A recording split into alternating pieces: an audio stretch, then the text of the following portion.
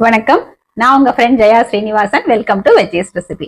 இன்னைக்கு நம்ம veggies recipe கிச்சன்ல ட்ரெடிஷனல் குழம்பு ரெசிபியான பாவக்காய் காராமணி பிட்லை பண்ண போறோம். ட்ரெடிஷனல் ரெசிபி அப்படின்னாலே சிம்பிளா இருக்கும், குவிக்கா ஆயிடும், அதே நேரம் டேஸ்டியாவும் இருக்கும். நம்ம இன்னைக்கு காராமணி சேர்த்து பண்ண போறோம். அதுக்கு பதிலா கொண்டக்கடலை இல்ல வேர்க்கடலை எது வேணாலும் போட்டுக்கலாம், அதுவும் நல்லா இருக்கும். ஃப்ரெஷ்ஷா வறுத்து அரைச்சி பண்றதுனால நல்ல கமகமான வாசனையா இருக்கும். பாவக்காயா இருந்தாலும் துளி கூட கசப்பே இல்லாம செம்ம டேஸ்டா இருக்கும். இந்த பிட்ல சாதத்துக்கு பிசைஞ்சு சாப்பிடவும் நல்லா இருக்கும், டிஃபனுக்கு தொட்டுக்கிறதுக்கும் நமக்கு யூஸ் ஆகும். ஃபர்ஸ்ட் டைம் சேனலை பாக்குறீங்கன்னா ப்ளீஸ் சப்ஸ்கிரைப் பண்ணுங்க. பெல் ஐக்கானை கிளிக் பண்ணி ஆல் ஆப்ஷன் கொடுத்துட்டீங்கன்னா நான் போடக்கூடிய எல்லா வீடியோஸும் குவிக்கா உங்களுக்கு ரீச் ஆகும். வாங்க டேஸ்டியான இந்த ட்ரெடிஷனல் பாவக்காய் காராமணி பிட்லை எப்படி பண்றதுன்னு பார்க்கலாம். 150 கிராம் பாவக்காய் நல்லா வாஷ் பண்ணிட்டு விதையெல்லாம் எடுத்துட்டு இந்த மாதிரி கட் பண்ணிக்கணும். நான் ஹாஃப் ரவுண்டா கட் பண்ணிருக்கேன். நம்ம ரவுண்டாவும் கட் பண்ணிக்கலாம், இன்னும் பொடியா கூட நம்ம கட் பண்ணிக்கலாம். நெல்லிக்காய் அளவுக்கு புளி எடுத்துட்டு நல்லா வாஷ் பண்ணிட்டு இதை அரை மணி நேரம் ஊற வச்சுக்கணும். அதுக்கப்புறம் நம்ம புளி தண்ணியை கரைச்சி எடுத்துக்கணும். 50 கிராம் துவரம்பருப்பு நல்லா வாஷ் பண்ணிட்டு அரை மணி நேரம் ஊற வச்சிருக்கேன். பாருங்க நல்லா ஊறி இருக்கு. ஒரு கைப்பிடி அளவுக்கு காராமணி எடுத்துட்டு இது ஒரு 2 மணி நேரம் நம்ம ஊற வச்சுக்கணும். குக்கர்ல அடியில நம்ம ஊற வச்சிருக்கோம்ல துவரம்பருப்பு எடுத்துட்டு இருக்கேன். கப்ல காராமணி பருப்பு சாஃப்டா வைக்கிறதுக்காக 1 டீஸ்பூன் எண்ணெய் சேர்த்துப்போம். இதுலயே 1/4 டீஸ்பூன் மஞ்சள் பொடியும் போட்டுக்கலாம். நம்ம கட் பண்ணி வச்சிருக்கிற பாவக்காவை ஒரு பிளேட்ல போட்டு இந்த காராமணிக்கு மேல வச்சிடலாம். குக்கர் மூடியை மூடிட்டு 3 விசில் வர வரைக்கும் நம்ம வேக வச்சு எடுத்துப்போம். ஒரே டயத்துல நமக்கு பருப்பு காராமணி பாவக்காய் 3மே வெந்துடும். நம்ம பிட்லைக்கு வறுத்துக்கலாம். ஸ்டவ்ல ஒரு கடாய் வச்சிருக்கேன். 2 டீஸ்பூன் எண்ணெய் சேர்த்துப்போம். எண்ணெய் சூடானதும் ஒரு சின்ன கட்டி பெருங்காயம் சேர்த்துப்போம். பெருங்காயம் நல்லா பொரியணும். பெருங்காயம் பொரிஞ்சதும் 1 டேபிள் ஸ்பூன் உளுத்தம்பருப்பு, 1 டேபிள் ஸ்பூன் கடலைப்பருப்பு. பருப்பு நல்லா செவந்து வர்ற வரைக்கும் வறுத்துக்கணும். பருப்பு லேசா செவக்க ஆரம்பிச்சாச்சு. 1/2 டீஸ்பூன் மிளகு, ஒரு 5 காஞ்ச மிளகாய். மிளகாயும் நல்லா வறுத்துக்கணும். மிளகும் சேர்த்துருக்கோம் அப்படிங்கறனால மிளகாய் பார்த்து சேர்த்துக்கணும். மிளகாய் நல்லா வறுபட்டு பருப்பும் செவந்து வந்தாச்சு. 2 டேபிள் ஸ்பூன் மல்லி சேர்த்துக்கலாம். ஸ்டவ் ஃப்ளேமை சிம்ல வச்சுட்டு நல்லா ஃப்ரை பண்ணிக்கலாம்.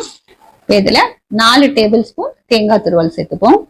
இப்போ ஸ்டவ் ஆஃப் பண்ணிட்டு இந்த கடாயோட சூட்லயே தேங்காயை வறுத்துப்போம். தேங்காய் ரொம்ப அதிகமா வறுபட்டுறக்கூடாது, அதுல இருக்கிற ஈரம் குறைஞ்சா போதும். இதெல்லாம் சூடு ஆறுனதுக்கு அப்புறம் மிக்ஸி ஜார்ல போட்டு கொஞ்சம் தண்ணியும் சேர்த்து நம்ம அரைச்சி எடுத்துக்கலாம்.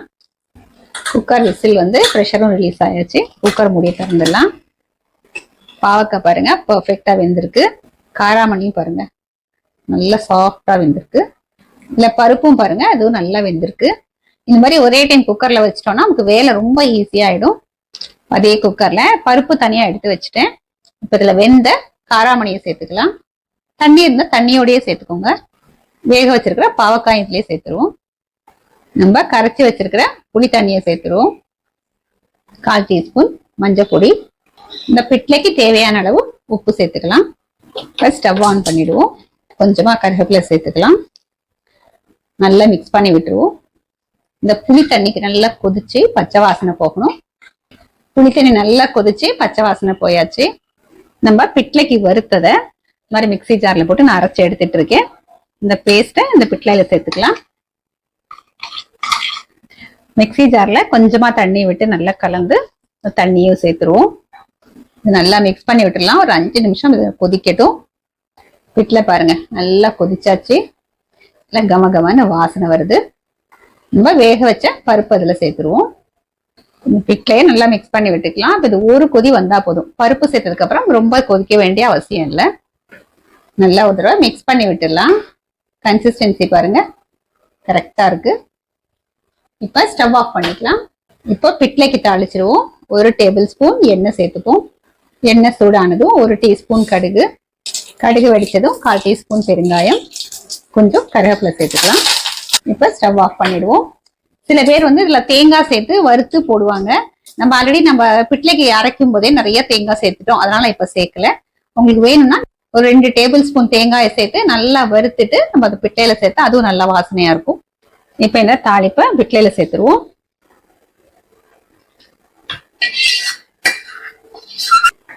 நல்லா மிக்ஸ் பண்ணிட்டு சர்விங் பவுலுக்கு மாத்திப்போம். பாவக்காய் காராமணி பிட்லை பர்ஃபெக்டா ரெடி ஆயாச்சு. நல்ல கமகமன்னு வாசனையா இருக்கு. நான் சூடான சாதம் எடுத்துட்டு இருக்கேன். அதுல கொஞ்சம் நல்லெண்ணெய் விட்டுருக்கேன். தொட்டுக்கிறதுக்கு வந்து இன்னைக்கு அவரைக்காய் கறி பண்ணியிருக்கேன். இந்த அவரைக்காய் கறியோட பாவக்காய் காராமணி பிட்லையே நம்ம டேஸ்ட் பண்ணி பார்த்துடலாம்.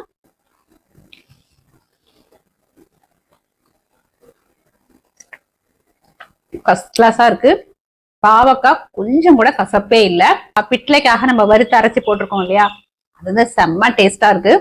காராமணி வந்து நல்லா சாஃப்டா வெந்திருக்கு. நல்ல இந்த பிட்லையில இருக்கிற இந்த உப்பு புளிப்பு காரத்தையும் நல்லா அப்சர்வ் பண்ணிட்டு அருமையா இருக்கு.